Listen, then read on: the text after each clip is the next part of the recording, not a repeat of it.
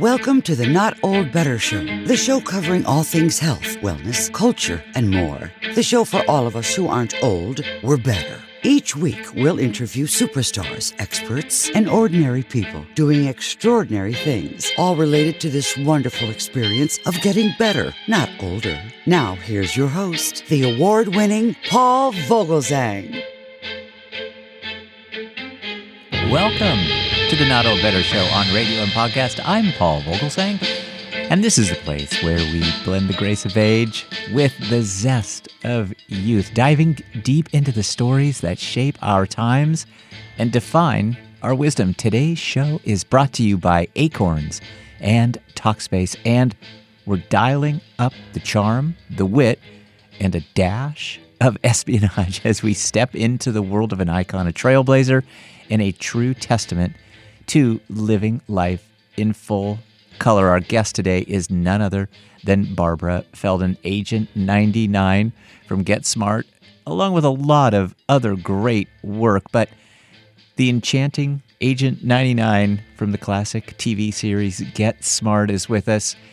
And don't let the code numbers and the secret missions fool you. Barbara's journey is one of depth, transformation, and a relentless pursuit of art, love, and understanding. From lighting up the screen with her effortless grace to penning the pages of her captivating memoir, Getting Smarter, Barbara's tale is one of constant evolution, a dance between the imagined and the real, and seen and unseen. In today's episode, we're peeling back the layers of this remarkable person, exploring the intersections of her life that have led her from the spy-filled corridors of Get Smart to the vibrant lanes of the art world and the reflective solitude of a writer's life. We'll delve into the laughter, the challenges, and the moments of serendipity with Barbara herself, guiding us through the narrative threads of her storied career. So, dear listeners, as we embark on this journey with Barbara Feldon, let's remember that every chapter of life, every role we play,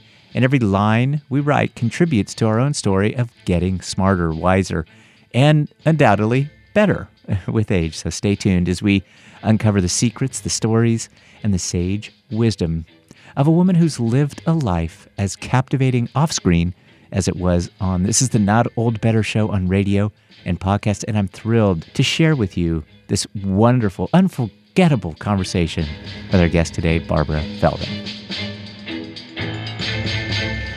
Barbara Feldon, gosh, welcome to the program. Well, it's my pleasure to be here. Thank you so much. I have to say, like so many in our audience, I'm just this huge fan. I want to talk about your life, Get Smart, and this wonderful new book that you've written, Getting Smarter. But I wonder if you can tell us a little bit about Agent 99 in kind of a grand sense. We're all familiar with Agent 99, quick-witted, always the best dressed, very sleek in the moves and everything. How did Agent 99 kind of help you really move with life's curveballs and all that you've had to deal with and just developing this successful, multifaceted career over the years? Wow. 99, actually, the character was kind of a bridge between the 50s woman and the later 60s woman. When the feminist movement kind of clicked in toward the late 60s, the show went on the air in 1965, so it was in the air. The change for women's status was in the air, and that's why I think Buck Henry and Mel Brooks, being the artists that they are, picked up on that, whether they would have actually, conceptualized it that way. I don't think they did, but I think that, writers instinctively know what's ahead. It's just like, I don't know, they pick up on the incipient signals of what's coming up. Mm-hmm. So 99, in terms of the 1950s side of her, was very deferential to men, very, very careful to avoid hurting their egos. You see that in her character where she she comes up with the right answer, but she gives Max credit for it, or he takes credit and she doesn't Right. object. And that's very 1950s. I mean, you wouldn't do anything to upset the guy. And your role was more adoring and supportive. But in terms of the more advanced woman, the more evolved woman that was on the horizon already, but not probably in everybody's face yet, she had confidence in herself, and she knew she was smart. She never would have to say that. If you asked her that, she would brush it off probably. But she accepted her position. She accepted that she was capable, and she was comfortable with that. And so that was, I think, a neat kind of balance that happened in that character. Later on, years and years and years and years later, they made a movie of Get Smart a few years ago with Steve Carell and Anne Hathaway, and they could not write that 99. It was a different 99 because it was a different time. And they made her she would put down Max and that kind of thing. I'm not saying they shouldn't have written that. I'm just saying that the times had changed so radically from the innocence and the careful balance of women and men in the mid-1960s that you couldn't deny it. It really was a very period program. And Buck Henry, you mentioned Buck Henry and Mel Brooks, the great Buck Henry and the great Mel Brooks and their writing. But you get credit for portraying this character with a lot of sense of empowerment and equality. Were you thinking that way at the time? No. No, you've read the book. I was not. Yes. I was enthralled to men. I was very much 1950s. And 99 was way more evolved than I was as a feminist in the early years of the show. Toward the end of the 60s, the show ended in 1970. Toward the end of the 60s, I had caught on. I was very much on board with the women's movement by then. But actually, I was portraying a character who had a kind of élan, a kind of insouciant kind of spirit that I did not have. I was very much, the guy was the center of my life. My career was not. I'm not saying that putting the career in the center of your life is a better thing, but I'm just saying there should be more of a balance. And it was only later. I mean, I was doing a job. I was an actor, and that was the role. I didn't write her, so I can't take credit for her. But I'm very grateful that I had the opportunity to embody her. We all are so grateful for that too, because it's an excellent series. It really still plays well. I went back and watched a couple of episodes. You mentioned your new book, Getting Smarter, a memoir. And in the back of the book, you have just these wonderful photos that I've had a chance to go through. I love them all. I just want to encourage our audience to go pick up a copy of this book and check out the book, all the great stories from Barbara Feldon, but the pictures are fabulous too. I wonder if you have a favorite. I have a favorite, and I love the one of you and Don Adams in the mustaches. That's a great picture, I think. But I wonder if you have a favorite photo from among those that you could tell us what it is. Well, you picked my favorite. Oh, okay, good. That's why it's in the book. There were two times they wore mustaches. One, when they were cleaning windows and spying on chaos, and they were workmen with these mustaches and overalls. But the one I really love is the episode where we played Charlie Chaplin. Yes. We were in a chorus line, and everybody was dressed like Charlie Chaplin. And Max and I got trapped by chaos during that episode. And Max, thinking that this was the end, actually proposed to Agent 99 and they had their furnace in mustaches, and that just amused me so much. And of course, when Max found out they weren't trapped, he wanted to rescind but he couldn't. 99 was too smart for that. He thought it might be the end there, and so he wanted to make that stand immediately. Yeah. Such a great series. Well, post Get Smart, you have really had some amazing artistic adventures. I'll kind of put it that way. What's been kind of the balance there between dramatic arts and the creative arts in terms of paintbrushes and the art pieces that you've created? I don't know. I think anybody in the arts can probably do anything in the arts, if they can acquire the technique.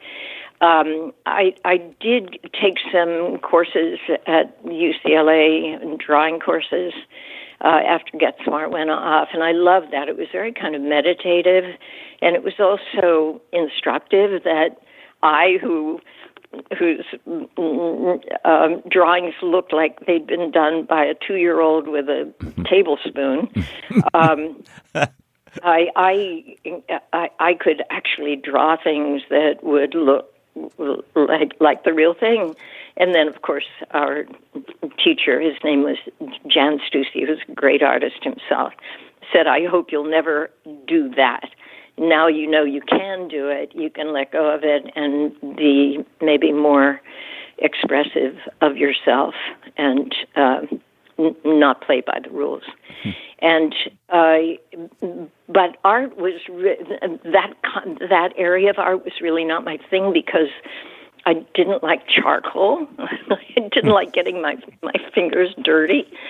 And in terms of painting, all those little tubes with all the little tops to be screwed on and off, and no, but writing was.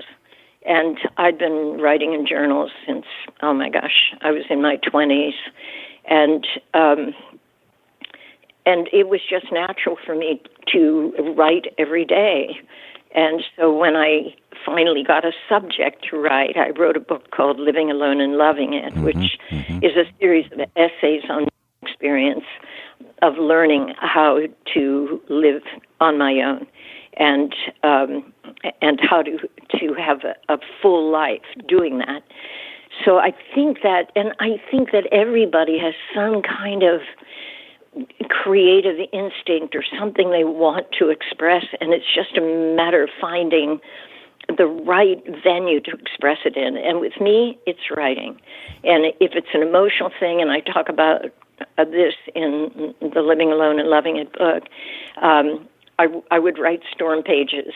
I called them storm pages. They were like committing murder on the page, where I would be utterly, utterly emotionally honest, like a 2-year-old having a tantrum, and that's how I would get to the bottom of something that might be bothering me, and then it would clear up because it had been expressed, and I could begin to process it and bring it more into line with what real life is, not what a child's life is. So writing was a natural thing for me, and then of course that once you have one thing anchored like that, and why should you anchor? You could keep doing art and writing and everything. I began studying singing and going to a lot of concerts, and the writing led to reading, and the reading led to more reading, so that your life just keeps like a pebble being dropped in a lake, the pebble being deciding on an avenue to follow, just keeps rippling outward and outward and outward, and you never get to the end of it, which is the beauty of it. You can never master any art totally, so that is always there for you as a gift, that there's more, there's more to experience, there's more to express. And I think that the arts are part of living fully. And I don't think it has to be an art, like writing, painting, music. It can be something that people call hobbies, an interest in horticulture, and just botany in general, and or astronomy, the world is just so full of things to learn. And that's what made the transition from being an actor, which was my, in quotes, profession, to living my life maybe more fully than that, was this constant interest in things that led to other things. Hey, it's Paul. We will be right back with Barbara Feldon, Agent 99 from Get Smart, and much, much more. So please stay tuned. As we get a little older, all of us in the Not Old Better Show audience, we start to get more honest about ourselves. We get more real. Let's be real right now with each other. Investing can be intimidating, so intimidating that sometimes it feels easier to just push it off. If you can identify with that, today's sponsor, Acorns, might be just the thing to kick you into gear. Today's episode is sponsored by Acorns. Acorns helps you automatically save and invest for your future. You don't need a lot of money to get started. You can even start by investing your spare change with roundups. The app even gives you access to education and guidance to learn more about investing. So important to us. Head to acorns.com/NOB to sign up for Acorns, to start saving and investing for your future today. Client testimonial. May not be representative of all clients. Tier 1 compensation provided. Compensation provides an incentive to positively promote Acorns. View important disclosures at acorns.com/NOB.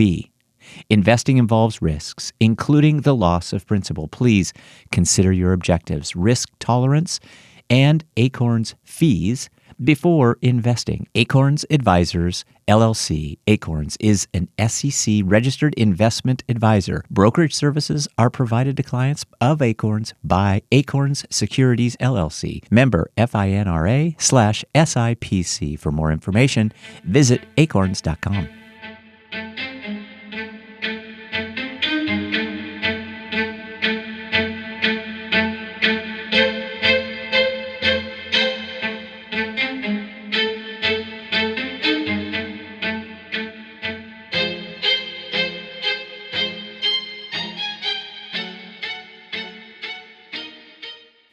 Hey, it's Paul. As I'm talking to you, it is gray outside. It's cold. It's not very hospitable weather. For somebody who likes to be around other people and be outside, today's weather, which is going on for 3 days, is not cooperating. And it gets me down. Literally, I get depressed during these times. I'm just indoors all the time. I need other people. I need the fresh air. And when those things don't come together, it kind of stalls my progress. It stalls my outlook, my energy. This can kind of go on for a little while. And it's during these days and others that I've come to realize that talking to a therapist is helpful for me. Initially, due to stalling out my feelings, I didn't know how to get started. Our sponsor today, Talkspace, made it easy to find a therapist that I liked. I meet with him online, and it's very convenient. The talking has helped me adjust and remain positive. Talkspace did that. It facilitated that and has made a huge difference in my life. It's accessible and affordable. If you think seeing a therapist or psychiatrist would be helpful, but you don't have the time to actually find one and meet with them or afford them, try Talkspace. By doing everything online, Talkspace has made getting the help you want easy, accessible, and affordable. Why wait? Sometimes people wait until something bad happens to talk to a therapist. Why wait? You can get a therapist through Talkspace. Therapy can help you shift your perspective like it's done for me. It's helped me find tools to cope in difficult moments. It's been this guiding light. Getting started is the important part. Talkspace makes it easy and affordable. With Talkspace, you can sign up online and get a personalized match with a provider that's right for you, typically within 48 hours. It's incredibly convenient to have virtual sessions with your licensed therapist from the comfort of your own home. There's no need to commute to appointments, miss time at work, or line up childcare or care for your grandkids, whatever the case may be, in order to attend sessions. It's mental health care made easy. One of the benefits, at least for me with Talkspace, is that the online system lets you send messages to your therapist so you don't have to wait for your next session. Talkspace is secure and private using the latest end-to-end bank-grade encryption technology to store client information and complying with the latest HIPAA regulations, and is in-network with most major insurers. So, as a listener of the Not Old Better Show, you'll get $80 off of your first month with Talkspace when you go to Talkspace.com/NOB. To match with a licensed therapist today, go to Talkspace.com/NOB to get $80 off of your first month and show your support for the show. That's Talkspace.com/NOB. Thanks, everybody. And now we will be right back with Agent 99, Barbara Feldon. Our guest is Barbara Feldon. The book is getting rave reviews online. I found one review that said, "What a fun visit with a terrific lady." Such a great book. Can't recommend it enough. I just felt like the book also showed this constant evolution on your part, and you write about this irresistible Frenchman that you met. What did you learn about this man, and how did he have an impact on your life? And this was an important relationship. This was the man that you married. Yeah, he was the man I married, and a man who gave me the greatest adventure of my life. And this is why I wrote the book, because it's kind of a fun story. I came to New York City, from Pennsylvania. I grew up near Pittsburgh, but grew up, in the suburbs. And came to New York with just this idea of, the excitement of New York City and the romance that was waiting for me here. And within a couple of years, I actually met this glamorous, he was gorgeous. You saw his picture. A Frenchman. He with big French accent and so forth. And he told me he was flying for Air France and grew up during the war and all these war stories. And his father was in the resistance in France and was killed. And it was like I'd stepped into the most amazing novel, and I was one of the main characters. So I was so in love, I can't tell you. And over time, their little red flags popped up, and I kind of swatted them away because that didn't fit in with the story that I was telling myself about this man and that he was telling me. And over time, it got deeper into the CIA and the KGB, and I thought I was being followed by the KGB, and it was, as you can imagine, a girl in her early 20s having stepped into this wild world, how thrilling it was, and what a big adventure it was. And, as with all things that are built on fantasy, we could pretty much predict what was going to happen, but the way it happened, would be something you couldn't predict. Well, it's a fascinating story, and I really just can't recommend it enough to our audience. Again, the title of the book by Barbara Feldon is Getting Smarter, a Memoir. You sound great. I know that you're 90. You're obviously very creative, still active, just having written this book. what is it that you do to continue this mission of wellness in your life? And maybe share a couple of those secrets with our audience, because we're all dying to know. Something, I don't pay attention to numbers, like age numbers. Mm-hmm. It's really how you feel, who you are. I have a feeling that we're a little too addicted to numbers, but I am too. I'm as curious as anyone about how old someone is, because you want to measure yourself against them. I've been very fortunate health-wise, but on the other hand, when I was in my early 40s, I was writing a segment for local PBS station on aging, and we were given all this geriatric information, and there were the graphs showing that you age way more slowly if you exercise. And I began exercising that day. I think I was 42. And so I've exercised most days of my life for the last, nearly 50 years. And I really think that was important. I gave up smoking early. And I eat fish, so I'm not a complete vegetarian, but pretty much the Mediterranean diet, but without any meat. And so those are just the basic, simple, easy to do daily routines that I think have contributed to how I feel, and what I can do today.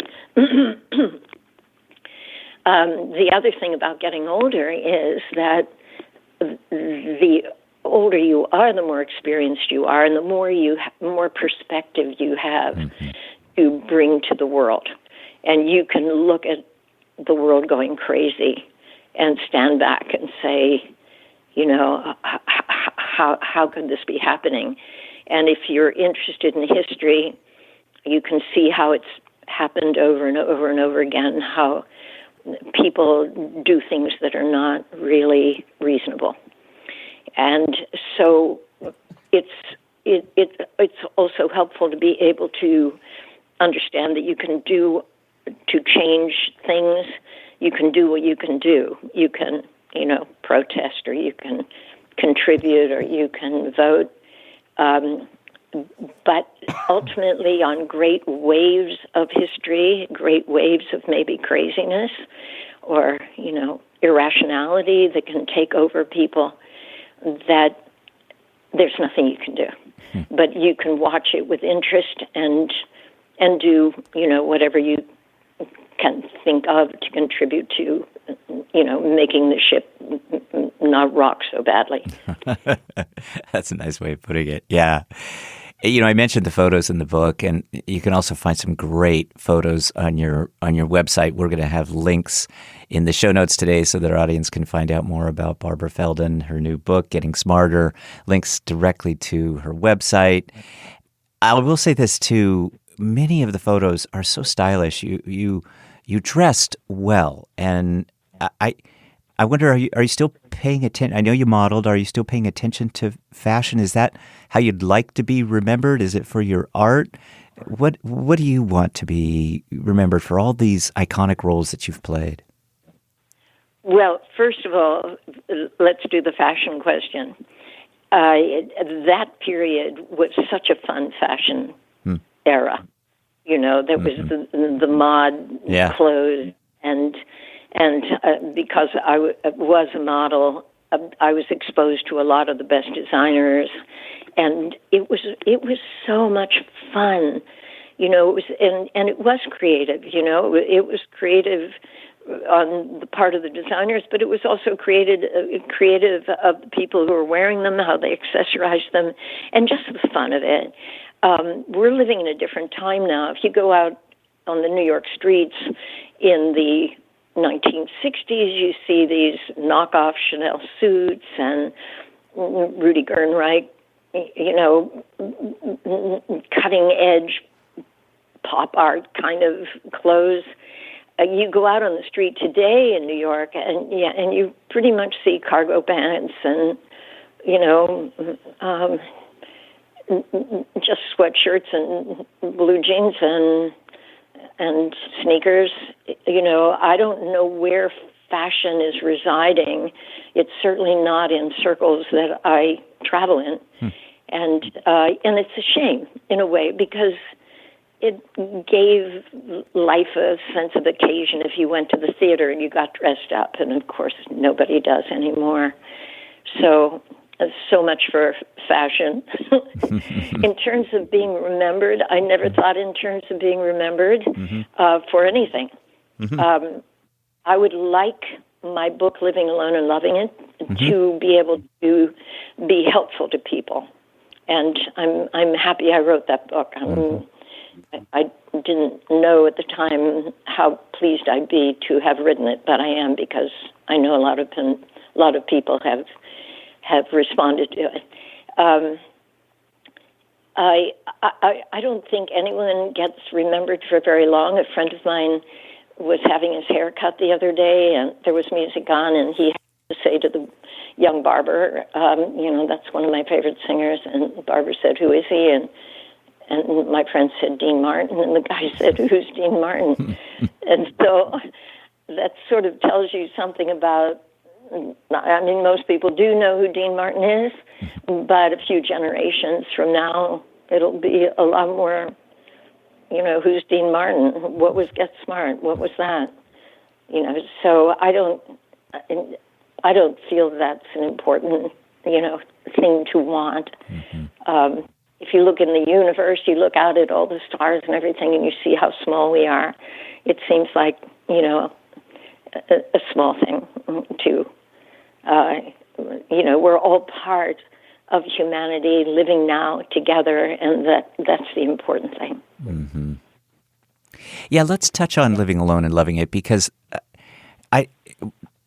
when I look back on your work and have done my research for our interview today, I found that there were an awful lot of very positive, high marks, great reviews for that book from many people who were living solo lives of their own, who really identified with yours. And I think in the book you cite somewhere in the high 40s, or maybe it's 50% of the residents of New York are living alone. So you really are serving a need here. This is providing some answers for people about questions when we live in an unpartnered way.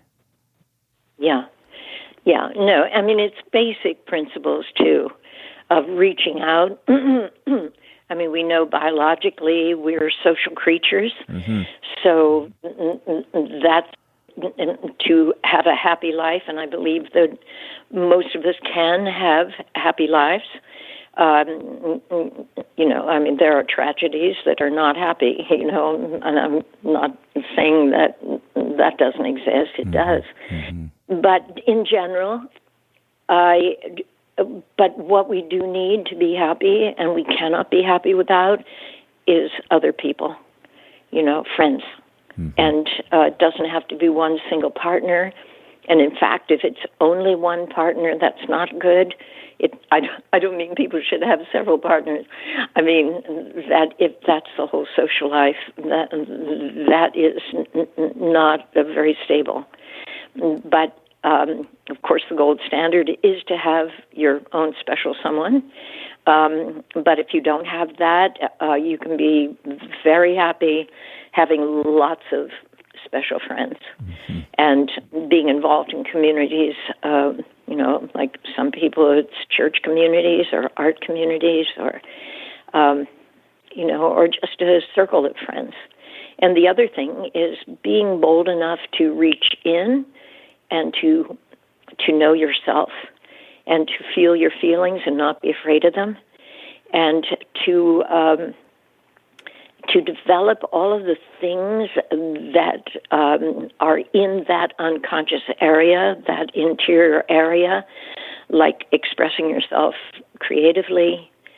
And so I think with those elements, your happiness really is in your own hands. I mean, once you know what will lead to it, and I've certainly experimented enough to know that it is true, then it's up to us to reach out, reach in, and develop lots of exciting, interesting interests.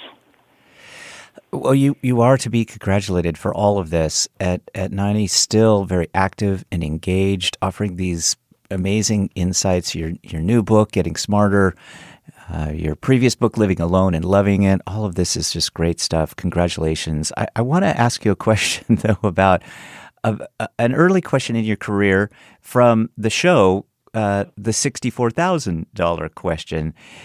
I did not know that story about you. I learned a lot about you, and it was all very, very interesting, and you're so well educated. You've got such a great vocabulary. I wonder if you'd tell us, though, a little bit about the Shakespearean reference to that $64,000 question program, because that really was just a real eye-opener for me, that you were just the savant with regard to Shakespeare.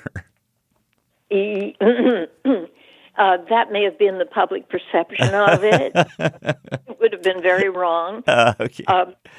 Originally, I was a showgirl. I was walking down staircases in sequins and brief costumes, and the $64,000 question, people somehow discovered that by interviewing the showgirls that I had graduated from college.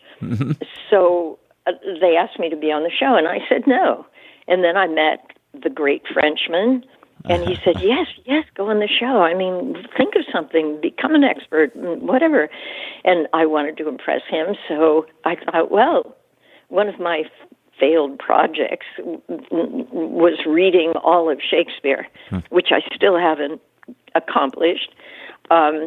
And I thought, well, maybe if I got a complete works of Shakespeare and just memorized a lot of stuff. So I went in and saw the people who ran the show, and I said, you'd have to give me 3 months to just memorize facts. And they said, sure. And I thought, oh, okay, my Frenchman's going to be impressed with this. So every night after the show, I'd go home, and I would just start memorizing perfectly useless information about Shakespeare. Anybody could have done it, who had a reasonably good memory. And so it had nothing to do with Shakespeare. It had to do with dates of productions and characters in the plays, and just little London facts about the theaters. And then they tested me and said, sure, come on the show. We were going to be good. So we went on the show, and the first questions were so easy because, of course, they knew where my strengths were. And so I won, and then I just kept winning, and I won it. The whole thing. And, And this is one of the fun parts of the story, is what happened to that money and what happened to it very soon. And very soon, it was like something getting, like a rocket going up and then dissipating in the air, visiting back to Earth. So there's kind of a cautionary tale about not knowing what to do with money. And in fact, most people who win great amounts of money go through it very fast. And in some cases, it absolutely ruins their lives. Mm-hmm. And it didn't ruin mine. It could have. But in any case, don't be too impressed with my Shakespeare prowess, because, if you ask me a philosophical question about Shakespeare or something about the poetry, I wouldn't have been able to answer that. It's a great story.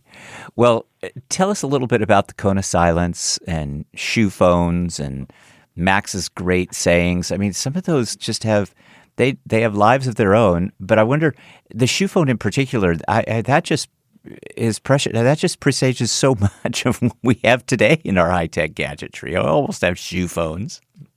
It does. They've improved on the shoe phone. Now we hold it in our hand. Right.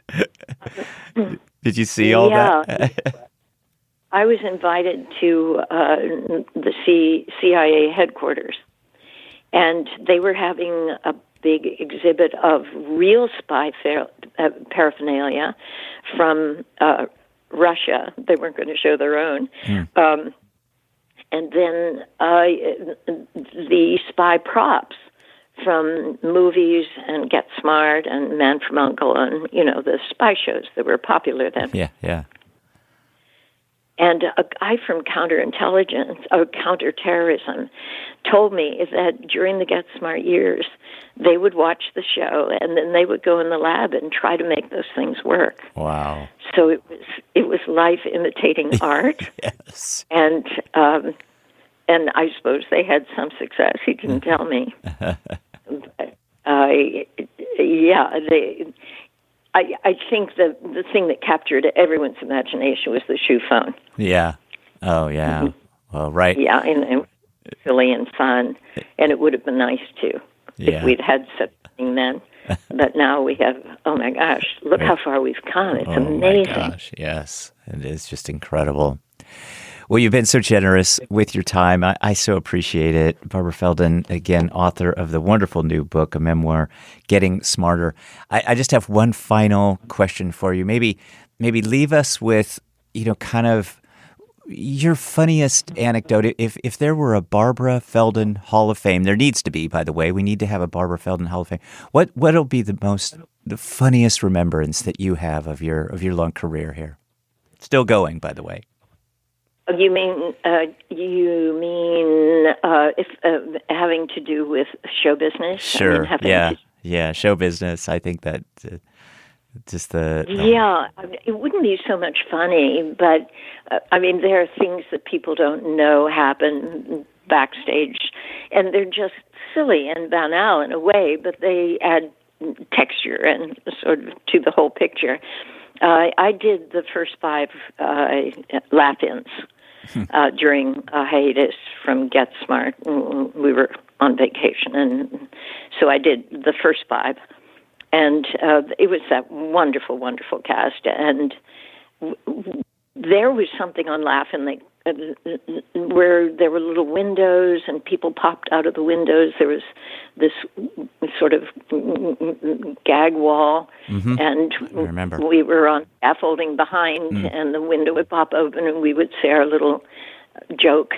And it was tedious because it went on, and to photograph it, it was not done. That part was not done with an audience, and so it would take hours and hours and hours, and it was very exhausting. And then we'd have a dinner break, and everybody would go in the green room and turn the light out and just lie on the floor and sleep. So it was like a sleepover in a way, only in the middle of the day, and that's what happens off stage. When you see that, a rerun of that, you can imagine that's what we were doing. Everybody's just taking a break, huh? Yeah. Wow. Well, Barbara Feldon, thank you so much for your time, for this wonderful book, and for all of your work. You're just a real inspiration and so charming. And I just really appreciate you being willing to join us today and talk for a little bit, indulge me and my Get Smart nerdiness. But here's to age 90, and here's to maybe reaching age 99, just so that you kind of parallel age at 99. I mean, I'm rooting for more, but let's get you there. But as you write more and be creative, please come back and join us. I really appreciate your time, Barbara. Thank you. Thank you so much, Paul, and thank you so much for the intriguing questions. And I hope those are good. Really made me do some thinking, and I really appreciate that. Of course. Well, thank you again. All right. My thanks to our guest today, Barbara Feldon. Barbara Feldon's new memoir, Getting Smarter, is available everywhere. My thanks to our sponsors, Acorns and Talkspace. Please support our sponsors as they, in turn, support the show. My thanks to you, my wonderful audience here on podcast and radio. Be well, be safe, and let's talk about better, the Not Old Better Show. Thanks, everybody. We will see you next week.